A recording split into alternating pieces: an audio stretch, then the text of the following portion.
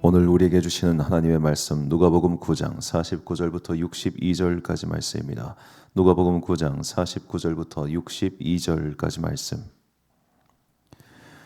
저와 함께 한 절씩 교독하시겠습니다. 요한이 대답하였다. 선생님, 어떤 사람이 선생님의 이름으로 귀신을 내쫓는 것을 우리가 보았습니다. 그런데 그 사람은 우리를 따르는 사람이 아니므로 우리는 그가 그런 일을 하지 못하게 막았습니다. 그러나 예수께서는 그에게 말씀하셨다. 막지 말아라. 너희를 반대하지 않는 사람은 너희를 지지하는 사람이다. 예수께서 하늘에 올라가실 날이 다 되었다. 그래서 예수께서는 예루살렘에 가시기로 마음을 굳히시고 심부름꾼들을 앞서 보내셨다. 그들이 길을 떠나서 예수를 모실 준비를 하려고 사마리아 사람의 한 마을에 들어갔다. 그러나 그 마을 사람들은 예수가 예루살렘으로 가시는 도중이므로 예수를 맞아들이지 않았다. 그래서 제자인 야고보와 요한이 이것을 보고 말하였다. 주님, 하늘에서 불이 내려와 그들을 태워버리라고 우리가 명령하면 어떻겠습니까? 예수께서 돌아서서 그들을 꾸짖으셨다. 그리고 그들은 다른 마을로 갔다. 그들이 길을 가고 있는데 어떤 사람이 예수께 말하였다. 나는 선생님이 가시는 곳이면 어디든지 따라가겠습니다. 예수께서 그에게 말씀하셨다. 여우도 굴이 있고 하늘을 나는 새도 보금자리가 있으나 인자는 머리 둘 곳이 없다. 또 예수께서 다른 사람에게 나를 따라오너라 하고 말씀하셨다. 그러나 그 사람이 말하였다. 주님, 내가 먼저 가서 아버지의 장례를 치르도록 허락하여 주십시오. 그러나 예수께서는 그에게 말씀하셨다. 죽은 사람들을 장사하는 일은 죽은 사람들에게 맡겨두고 너는 가서 하나님 나라를 전파하여라. 또 다른 사람이 말하였다. 주님, 내가 주님을 따라가겠습니다. 그러나 먼저 집안 식구들에게 작별 인사를 하게 해주십시오. 예수께서는 그에게 말씀하셨다. 누구든지 손에 쟁기를 잡고 뒤를 돌아보는 사람은 하나님 나라에 합당하지 않다. 아멘. 답답하고 무식한 사람아 라는 제목으로 하나님의 말씀 선포하겠습니다. 유명한 철학자인 소크라테스가 그런 말을 했다고 하죠. 너 자신을 알라. 이건 사실 이제 소크라테스 본인이 한 그의 오리지널이 아니라 그가 다녔던 어느 신전에 너 자신을 알라라는 문구가 새겨져 있다고 합니다. 그거를 자신의 평생 격언으로 삼고 살았다고 하네요. 자, 너 자신을 알라, 나 자신을 알라. 자기 자신을 아는 지혜, 자기 자신을 아는 지식, 이거야말로 사람에게 반드시 필요하며 그가 얼마나 성숙한 사람이 되어 가는가를 볼 수 있는 조건이 아닌가 그런 생각을 합니다. 이렇게 나 자신이 어떤 사람인가를 알아가는 지능, 능력을 가리켜서 메타인지라고 부릅니다. 내가 무엇을 알고 무엇을 모르는지 아는 것, 내가 어떤 사고 과정을 가지고 있는지 아는 것, 내가 지금 어떤 위치에 서 있는지 아는 것. 그러니까 인간은 자기 자신을 객관적으로 볼 수 없단 말이죠. 무조건 자기 자신에 대해서 우호적으로 보는 것이 사람이 가진 기본적인 시선입니다. 그런데 이렇게 하면 끊임없이 어리석음이 반복되잖아요. 그래서 사고 훈련을 하는 거예요. 내가 지금 제대로 생각하고 있나? 내가 지금 제대로 판단하고 있나? 내가 혹시 놓치고 있는 것은 무엇이지? 이렇게 끊임없이 자기를 돌아보고 판단하는 능력을 메타인지라고 부릅니다. 이런 메타인지를 잘 표현하는 그 공자님의 말씀이 있어요. 아는 것을 안다하고 모르는 것을 모른다는 것, 이것이 아는 것이다. 지지위 지지, 부지위 부지, 시지하라. 논어에 나오는 참 유명한 문구인데 아는 것을 안다하고 모르는 것을 모른다고 하는 거야. 그러니까 정말로 많이 아는 사람만이 나 그거 잘 몰라요라고 겸허하게 이야기할 수 있습니다. 정말로 잘 아는 사람만이 그 부분은 제가 잘 모르니까 옆에 사람과 한번 상의해 보겠습니다. 이렇게 대답할 수 있다는 거죠. 그래서 이제 보통 대통령 기자회견 준비를 할 때 이게 대통령이 국정 모든 걸 다 파악하기가 사실 일개 인간이 그걸 다 파악한다는 게 불가능하죠. 그러다 보니까 기자들의 사전 질문지를 받고 질문 순서도 뽑고 거기에 맞는 질문지도 준비를 해가지고 이렇게 하는 거고, 심지어는 프롬포터라고 이게 앉은 자리에서만 보이는 어떤 모니터 같은 거 이런 걸 마련해서 하는 경우도 있다고 합니다. 어지간히 말 잘하지 않고서는 그런 거 다 준비하기가 어렵겠죠. 여하튼 간에 이렇게 내가 무엇을 알고 무엇을 모르는지, 그러니까 자기 자신을 볼 수 있는, 돌아볼 수 있는 객관적인 시선, 객관적인 능력이라고 하는 것은 100% 완전히 객관적일 수도 없을 뿐더러 이런 지능을 갖추기가 매우 어렵다는 겁니다. 바꿔 말하자면 이런 지능을 갖추면 갖출수록 그는 이전보다 더 훌륭한 사람이 되겠죠. 내가 무엇을 모르는지 알고 있기 때문에 그 모르는 것을 공부할 겁니다. 내가 무엇이 부족한지 알기 때문에 그 부족한 것을 채우기 위해 노력할 겁니다. 그래서 이게 학습이랑도 똑같은데 많은 이제 학습 전문가들이 아이들에게 오답 노트를 만들려고 합니다. 네가 자주 틀리는 문제의 유형이 무엇인지 이거를 평소에 노트를 만들어 가지고 그 유형을 집중적으로 공부하라고.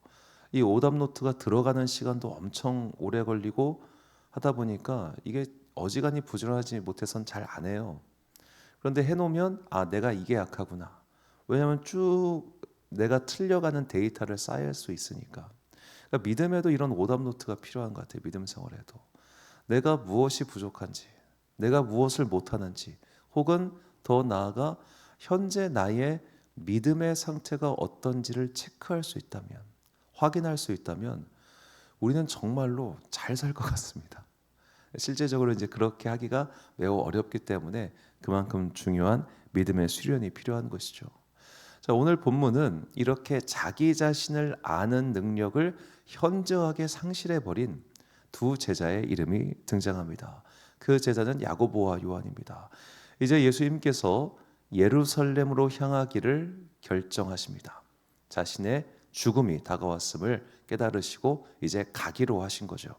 그리고 예수님께서 예루살렘을 향해서 이제 북쪽 갈릴리 지방에서부터 남쪽으로 내려오기 시작하시는데, 물론 등고선을 보면 이제 예루살렘은 고도가 위에 있기 때문에 등고선을 보면 올라가는 길이고 지도상으로 보면 내려가는 길입니다.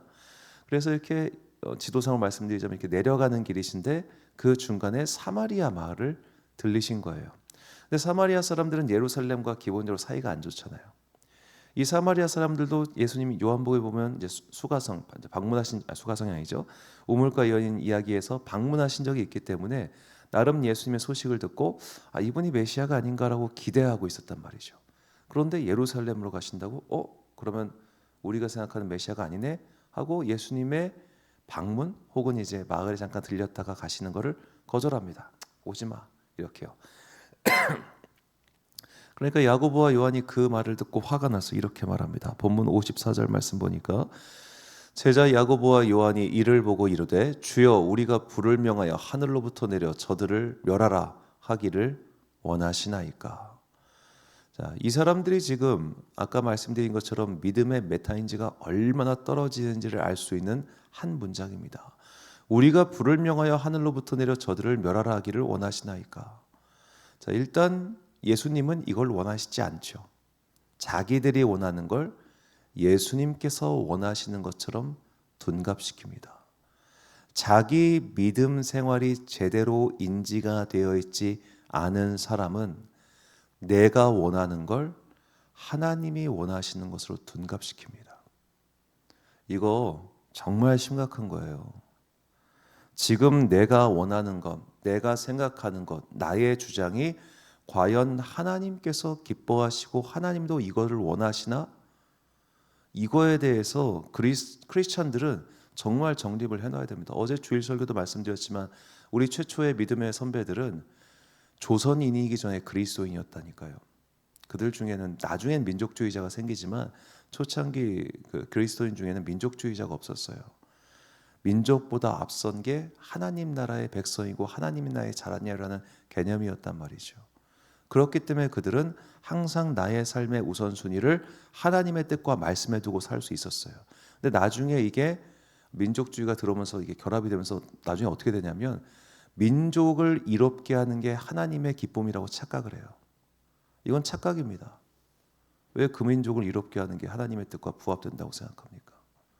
자, 여하튼 간에 이렇게 자기가 원하는 것을 예수님께서 원하시는 것처럼 둔갑시켜 버리죠. 자기 자신을 모르기 때문입니다. 더 중요한 것은 불을 명하여 하늘로부터 내려 저들을 멸하라. 일단 야고보와 요한에겐 이런 능력이 없습니다. 자, 이런 능력도 없는데 왜 그들은 갑자기 뜬금없이 여기서 이런 말을 했을까요? 이 야고보와 요한이 예수님의 변화산 사건에 동행했던 제자라는 게 그래서 중요합니다. 자, 본문 9장입니다. 오늘도 9장이죠. 9장 28절과 29절 말씀, 지난 말씀에 가보면 이 말씀을 하신 후 8일쯤 되어 예수께서 베드로와 요한과 야고보를 데리고 기도하시러 산에 올라가사. 자, 그런데 누가복음의 증언에 보면 그때도 말씀드렸지만 이 베드로와 요한과 야고보는 예수님께서 엘리야와 모세와 대화하고 계실 때 뭐 하고 있었죠? 자고 있었습니다. 자고 있었습니다. 그리고 깨어나서 그 영광스러운 장면을 보고 초막셋을, 물론 베드로가 하긴 했지만 자기가 뭘 말하는지도 모를 정도였죠. 그러니까 물론 그들은 그 자리에 있었지만 자고 있었습니다. 제대로 듣지도 않았습니다. 그런데 자기가 지금 엘리야를 봤다는 거예요. 그러니까 마치 자기에게도 엘리야의 능력, 하늘에서부터 불이 내려오는 그 능력의 기사가 임한 줄 알고 착각해서 그렇게 말을 하고 있죠. 자, 이런 착각하는 모습이 오늘 우리의 모습 아니냐 이 말입니다. 내가 봤어. 내가 알아. 내가 맞아. 라고 하는 그 상태에서 여전히 머물러 있다면 우리 정말 잘 돌아봐야 됩니다. 그러니까 우리 믿음 생활은 항상 자기를 돌아보는 거예요. 항상. 내 삶이 평안할 때나 평안하지 않을 때나 항상 자기를 들여다보는 습관을 들여야 된다는 겁니다. 평안할 때도 자기 자신을 들여다보는 습관을 가진 사람은 그 평안이 유지됩니다. 그런데 자기 자신을 들여다보는 습관이 없는 사람은 평안을 잃어버리고 어려움을 겪게 되죠.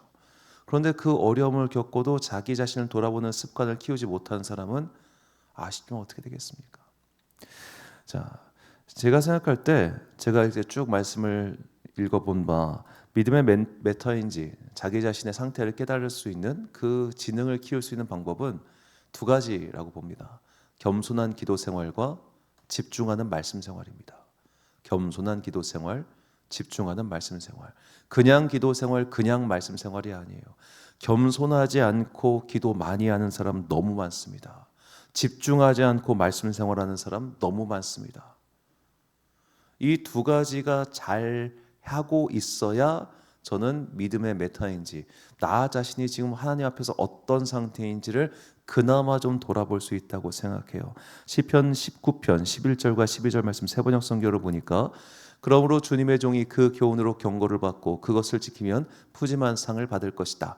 그러나 어느 누가 자기 잘못을 낱낱이 알겠습니까? 미처 깨닫지 못한 죄까지도 깨끗하게 씻어 주십시오. 자, 이게 겸손한 자의 기도라는 겁니다. 내 잘못을 낱낱이 아는 사람이 없어요.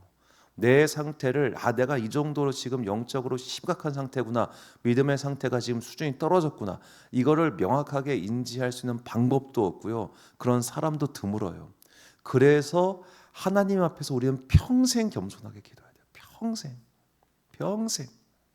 그런데 이놈이 교만이라고 하는 게 그러니까 교회 생활이 사실은 함께하는 공동체 생활이다 보니까 내가 혼자서 믿음 생활하면 다른 사람과 비교할 게 없잖아요. 그냥 내 기도 생활만 부지런하고 꾸준히 열심히 하면 되잖아요. 그런데 다른 사람을 보니까 자꾸만 교만해지는 거예요.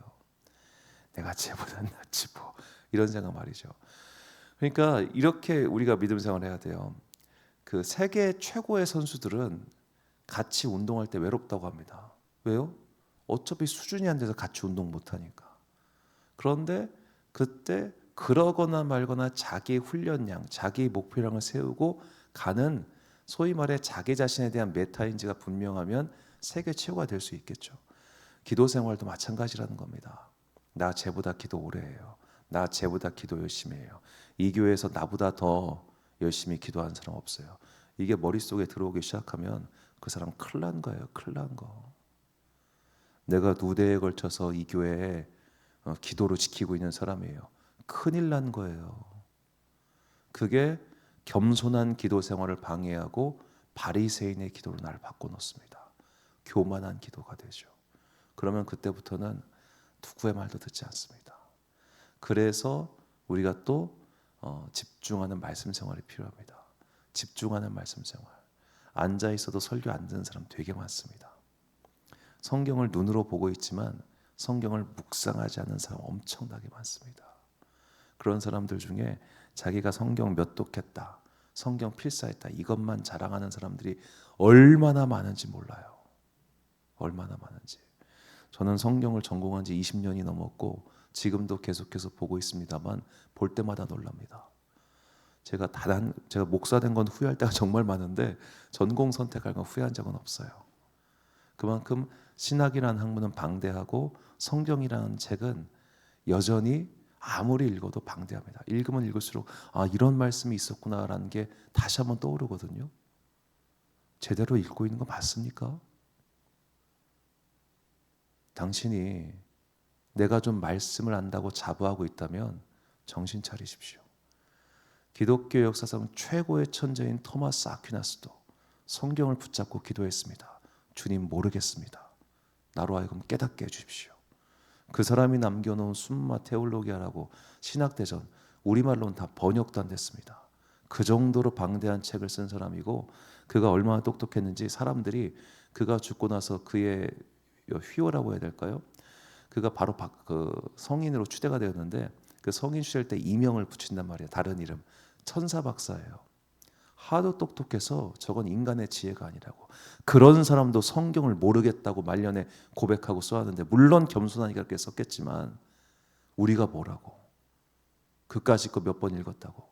그까짓 거 손으로 좀 끄적끄적 대봤다고. 마치 다 아는 듯냐. 어딜. 그런 거 정말 버려야 됩니다. 그래서 겸손하게 말씀을 집중해서 읽어야만 자기 자신을 돌아보아서 잘못된 함정에 빠지지 않게 될 것입니다. 시편 119편 130절 말씀 보니까 주님의 말씀을 열면 거기에서 빛이 비치어 우둔한 사람도 깨닫게 합니다. 말씀을 열면 빛이 비칠 때까지 열심히 겸손하게 읽어야죠. 집중해서 공부해야죠. 그래야만 우리가 저런 것들의 함정에 빠지지 않고 믿음의 메타인지를 잘 키워서 주님께서 원하시는 그 믿음의 장성한 분량까지 천천히 자라갈 수 있을 겁니다. 잠언 14장 8절 말씀 보니까 슬기로운 사람의 지혜는 자기가 가는 길을 깨닫게 하지만 미련한 사람의 어리석음은 자기를 속인다라고 말을 합니다. 슬기로운 사람은 계속해서 자기를 돌아보는 사람입니다. 겸손하게 기도하고 말씀을 집중적으로 공부하고 익혀서 내가 지금 어떠한 상태인지를 돌아보는 메타인지가 있는 사람이죠. 그런데 미련한 사람의 어리석음은 자기를 속인다고 말씀합니다. 즉 내가 알고 있는 양 착각하게 만들고 내가 옳은 길을 가고 있는 양 계속해서 오해하게 만들죠. 정말 자기를 돌아봐야 됩니다. 심지어 내가 기도하면서 듣고 있는 하나님의 음성과 환상도 점검해야 됩니다. 그래서 예전에 수도원에서는 그 수도원의 원장이죠. 파파라고 부르는데 그 파파에게 개인기도 묵상기도 한 것을 점검받게 했어요. 매일매일. 그래서 영적 상담이었는데 그런 기도 상담을 하면서 너 지금 기도 방향이 잘못 가고 있는 것 같아. 이렇게 기도받고 이걸 지도를 해줬습니다. 그럼 그 수도원장은 누가 지도해 주느냐?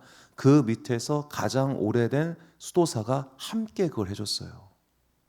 그냥 앉아서 기도하는 게 아니라 계속해서 서로 기도의 내용을 이야기하면서 점검하고 바른 기도의 방향으로 갈 수 있도록 그렇게 인도를 해줬단 말입니다. 지금 우리는 그런 거 안 하잖아요. 그러니까 내가 만나면 그걸로 촉하고 내가 본 것을 점검할 생각도 하지 않고 그렇게 자기 자신은 고착화되고 교만해지고 겸손은 사라지고 이런 악순환에서 벗어나기 위해서는 이게 공동체를 그렇게 우리가 지금 옛날처럼 바꿀 수 없으니까 정말로 겸손하게 기도해야 되고 항상 하나님의 말씀의 거울 앞에서 자신을 돌아봐야 됩니다. 그래야만 우리가 지혜로운 자가 되어 하나님께서 기뻐하시는 삶을 살아갈 수 있습니다. 결단의 말씀 고린도전서 3장 18절 말씀 우리가 찬 목소리로 봉독하겠습니다. 시작. 아무도 자신을 속이지 말라. 너희 중에 누구든지 이 세상에서 지혜 있는 줄로 생각하거든 어리석은 자가 되라. 그리하여야 지혜로운 자가 되리라. 아멘.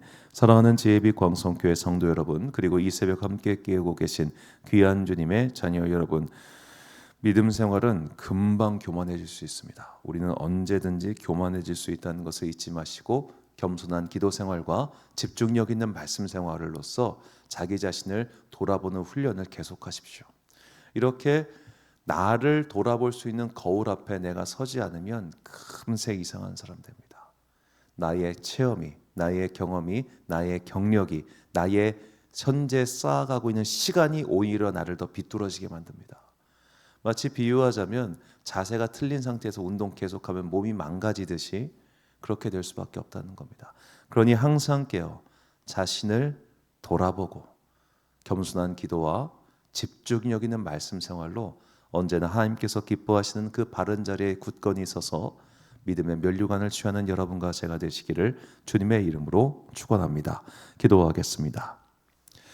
사랑과 은혜가 충만하신 아버지 하나님, 참으로 감사합니다. 주님께서 오늘 우리에게 말씀을 주셔서 나 자신의 메타인지는 어떠한지, 나는 지금 어디에 서 있는지를 깨달을 수 있도록, 돌아볼 수 있도록 은총 내려주심에 감사드립니다. 겸손하게 기도 생활하고 말씀을 집중력 있게 듣고 읽고 공부하겠습니다. 그리하여 내가 살아있는 동안 계속해서 하나님 앞에서 자신의 상태를 점검하고 의로운 길, 바른 길에 설 수 있도록 주님 나를 도와주옵소서. 이 시간 겸손하게 주님의 도움과 주님의 지혜를 구하오니 하늘의 지혜를 내려주시고 주님께서 우리의 상태를 깨닫게 하여 주사 평생 동안 교만하지 않고 겸손하게 주님과 동행하는 아름다운 주의 자녀들 되게 하여 주옵소서. 사모의 첫날이면서 또 어떤 사람들은 또 가서 작자의 자리에서 열심히 일을 하는 월요일입니다. 주님께서 자신의 삶을 게으르지 않고 열심히 살아가는 주의 백성들에게 복 내려주시고 그들을 영육간에 강건하게 해주사 지치지 않고 포기하지 않고 열심히 주님의 자녀로서 이 주어진 삶명을 잘 감당케 하여 주옵소서. 오늘 하루도 참 좋으신 우리 주님의 은총과 평강이 모든 주의 자녀들과 함께 하시기를 간절히 소망하오며 이 모든 말씀 우리 구주 예수 그리스도의 이름으로 기도드립니다. 아멘. 오늘의 기도 제목입니다. 현재 나의 믿음 상태를 돌아보고 나는 온전하며 이미 이루었다는 착각으로부터 벗어나 자신부터 돌아볼 수 있는 지혜가 생기게 해달라고 기도하십시오. 오늘 주신 기도의 제목 가지고 기도와 묵상에 힘쓰는 하루 되시길 바랍니다. 기도하겠습니다.